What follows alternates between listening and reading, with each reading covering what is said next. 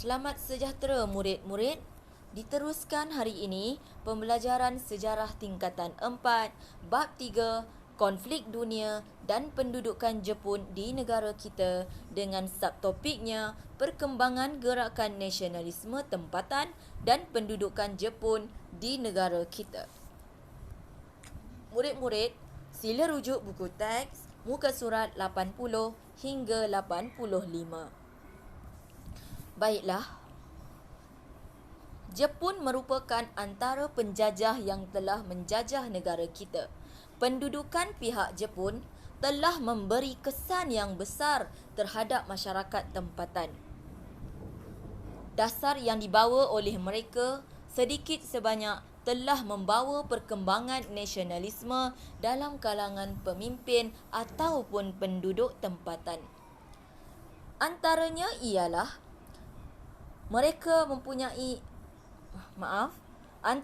ialah masyarakat tempatan telah mempunyai semangat anti penjajah.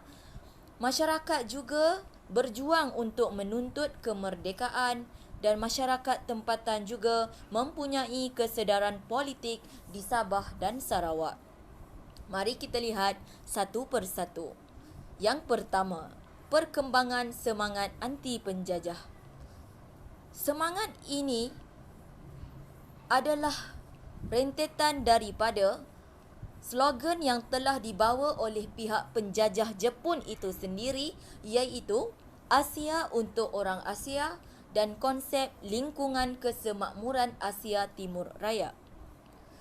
Slogan dan konsep ini telah meningkatkan rasa persaudaraan sejagat, kesedaran untuk membebaskan negara Asia dan menentukan kemajuan dan hala tuju negara bangsa kita sendiri.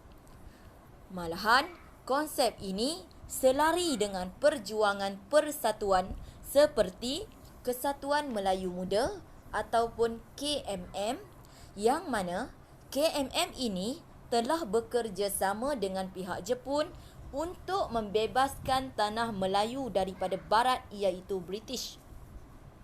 Kejayaan Jepun menghalau British daripada negara kita telah memberi kesedaran bahawa orang Asia mampu mengalahkan bangsa Eropah yang selama ini dianggap berkuasa besar.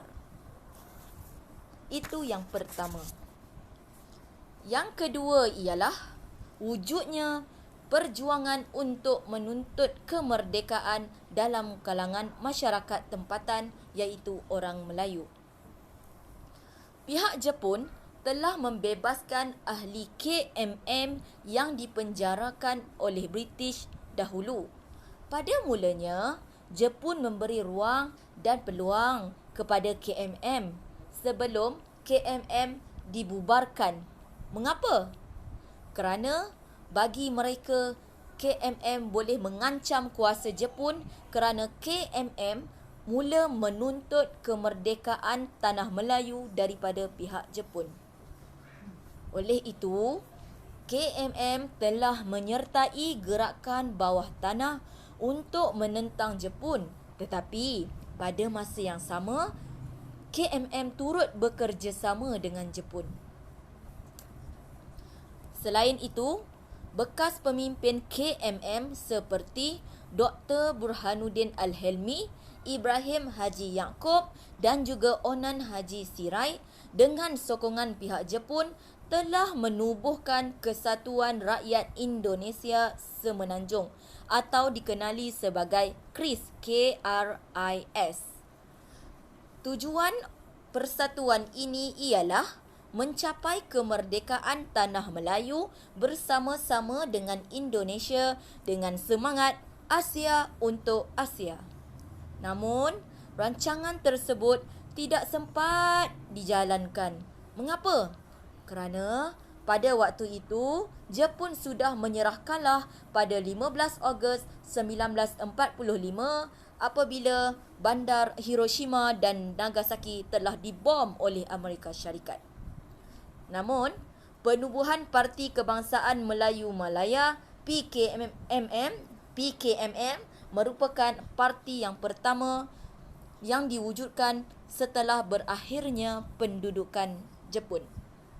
Jadi di sini kita dapat lihat ada beberapa persatuan yang menuntut kemerdekaan dalam kalangan masyarakat tempatan, iaitu KMM, KRIS dan juga PKMM. Ini adalah 3 persatuan yang penting dalam menuntut kemerdekaan dalam kalangan orang Melayu. Seterusnya, yang ketiga ialah masyarakat di Sabah dan Sarawak turut mempunyai kesedaran politik. Antaranya ialah persatuan politik yang masih dikawal oleh pihak Jepun seperti Kakyo Kokokai. Persatuan ini merupakan gabungan persatuan Cina yang diasaskan di Kuching. Okey. Baiklah. Selain itu, terdapat juga penglibatan orang Melayu dan juga orang Iban yang diberi jawatan tertentu dalam pentadbiran kerana apa? Kerana Jepun kekurangan pegawai selepas British telah pergi setelah British mengangkat kaki ataupun menyerah kalah pada ketika itu. Hal ini telah memberikan kesedaran dan juga keyakinan kepada pegawai tempatan untuk menjalankan tugas-tugas penting dan juga berkerajaan sendiri. Antara pegawai yang diberi jawatan oleh pihak Jepun ialah Abang Haji Openg, iaitu di Kuching. Selain itu, terdapat parti lain seperti PKML, iaitu Parti Kebangsaan Melayu Labuan, yang dianggotai ataupun diketuai oleh Tengku Nordin, Abu Bakar dan juga Zakaria Gun. Akhir sekali, di Tawau, kita ada Parti Kebangsaan Melayu Tawau yang dipengerusikan oleh orang kaya-kaya Abu Bakar. Di sini kita lihat ada 3 parti politik yang penting, iaitu Kakyo Kokokai, PKML dan juga Parti Kebangsaan Melayu Tawau, di samping penduduk terlibat dalam menjawat jawatan seperti pegawai daerah, seperti yang saya beri contoh sebentar tadi. Abang Haji Openg yang diberi jawatan sebagai pegawai daerah di Kuching. Itulah sedikit sebanyak kesan daripada pendudukan Jepun di negara kita. Seterusnya, mari kita lihat bagaimanakah keadaan negara kita selepas kekalahan pihak Jepun.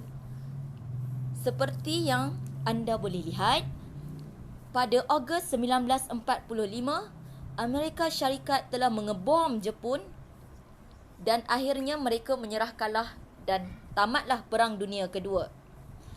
Kemudian Lord Mountbatten, iaitu pemerintah tertinggi tentera bersekutu di Asia Tenggara, merancang untuk mendarat ke Tanah Melayu, tapi tidak dibenarkan sehingga selesai upacara penyerahan rasmi.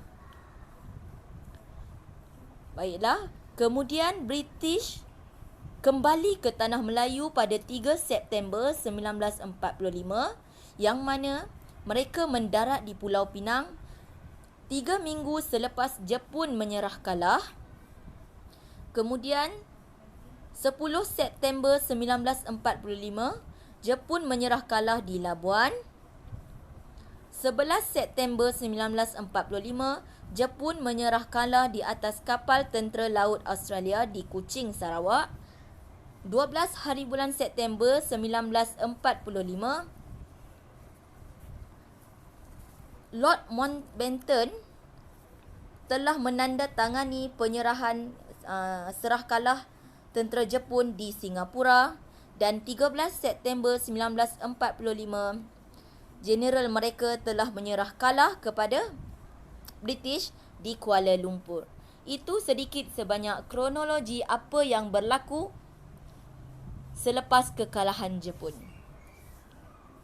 Seterusnya, sebelum British kembali ke Tanah Melayu mempunyai kekosongan politik untuk diisi. Jadi, di sini ada pihak tertentu mengambil kesempatan di atas apa yang berlaku. Siapakah mereka? Itulah bintang 3 di tanah Melayu. Mereka menguasai bandar, balai polis, pejabat pentadbiran kerajaan yang telah ditinggalkan oleh tentera Jepun. Selain itu, mereka telah membuat huru-hara dan kekejaman terhadap masyarakat tempatan di tanah Melayu. Jadi, pelbagai respon ataupun kesan terhadap penguasaan oleh bintang 3 ini. Antaranya ialah tindak balas orang Melayu. Apa yang orang Melayu lakukan rentetan daripada penguasaan bintang 3 ini. Kompromi atau usaha yang dilakukan untuk mencari jalan penyelesaian. Ketiga, Sarawak selepas Jepun menyerah kalah. Mari kita lihat satu persatu. Yang pertama, apakah tindak balas orang Melayu apabila bintang 3 ini mula menguasai tanah Melayu? Mereka bersatu hati untuk menangani ataupun memerangi golongan ini kerana mereka telah mengancam institusi politik, kekeluargaan dan terutama sekali agama Islam. Bintang 3 telah campur tangan dalam hal agama di masjid dan juga di surau. Jadi, apa yang dilakukan oleh orang Melayu ialah mereka membuat satu gerakan yang dinamakan sebagai Gerakan Fi Sabilillah untuk mempertahankan maruah bangsa, hak, harta dan kelangsungan hidup orang Melayu itu sendiri. Itu antaranya. Kedua, kewujudan pasukan tentera Selempang Merah yang diketuai oleh Kiai Saleh di Johor. Seterusnya, Tuan Haji Bakri telah mengetuai Khalifah Parang Panjang yang mana yang mana ini berlaku di Perak, iaitu di Sungai Manik, Perak. Untuk apa? Tujuannya adalah untuk mempertahankan orang Melayu daripada ancaman pihak Jepun itu sendiri. Itu dari aspek respon orang Melayu. Seterusnya, beberapa pemimpin telah mencari jalan penyelesaian untuk menangani masalah ini. Antara pemimpin yang dimaksudkan ialah Datuk On Jaafar. Datuk On Jaafar ini merupakan seorang pegawai daerah di Batu Pahat, Johor. Dia mencari jalan, antaranya ialah Datuk On mengatur penemuan pendamaian antara Kiai Saleh dengan pemimpin Melayu bintang 3. Hasilnya, Datuk On berjaya memujuk Kiai Saleh untuk membebaskan orang Cina yang telah ditahan di Parit Raja, serta bintang 3 pula bersetuju untuk menamatkan penguasaan mereka di Balai Polis Batu Pahat. Win-win situation di sini ya. Okey, hal ini kerana apa? Mereka memberi kerjasama dan dengan rasa hormatnya terhadap Datuk On sebagai seorang pegawai daerah. Jadi usaha Datuk On di sini kita dapat lihat berjaya sedikit sebanyak mengatasi keganasan pihak bintang 3 dan juga pergaduhan antara bintang 3 dengan orang Cina yang menyokong Jepun dahulu. Itu yang pertama. Selain usaha Datuk On, Raja-Raja Melayu juga memainkan peranannya yang tersendiri. Antaranya, Sultan Pahang iaitu Sultan Abu Bakar, baginda berangkat ke Kuala Lipis untuk memberi peringatan kepada seluruh penduduk supaya jangan bergaduh antara kaum seperti khususnya di sini kaum Melayu dan juga kaum Cina. Selain itu, Sultan Perak juga telah mengadakan lawatan dan pemantauan ke beberapa buah daerah bagi memastikan tiada berlaku pergaduhan. Baginda berjumpa dengan pemimpin setempat, bermesyuarat dengan penghulu, ketua kampung, pegawai kerajaan dan cuba mencari jalan penyelesaian, berbincang bagaimana cara untuk memulihkan keadaan selepas perang. Itu antara peranan yang dimainkan oleh pihak atasan. Seterusnya, mari kita lihat apa yang berlaku di Sarawak selepas kekalahan Jepun. Sarawak selepas Jepun menyerah kalah, berlaku ketegangan, pergaduhan atau masalah antara kaum. Contohnya, bekas gerila peribumi yang telah dilatih oleh SRD telah mengalami masalah dengan orang Cina yang menyokong pihak Jepun. Di Kuching, apa yang dilakukan ialah tentera Australia telah mula campur tangan untuk mengatasi masalah tersebut. Apa yang dilakukan oleh tentera Australia? Mereka telah melaksanakan perintah berkurung untuk menghalang ataupun mengatasi pergaduhan yang berlaku. Itu apa yang berlaku di Sarawak. Baiklah, apa yang kita dapat lihat di sini, pelbagai kesan, tidak kira kesan positif ataupun kesan negatif daripada pendudukan Jepun di negara kita. Di sebalik kesan yang negatif, masih ada kesan positifnya. Apa yang kita dapat lihat, semangat nasionalisme dan juga patriotik telah mula wujud dalam kalangan masyarakat tempatan. Namun, apa yang menyedihkan ialah masyarakat tempatan mengalami pelbagai kesedihan, kesengsaraan apabila pendudukan Jepun di negara kita. Sekian.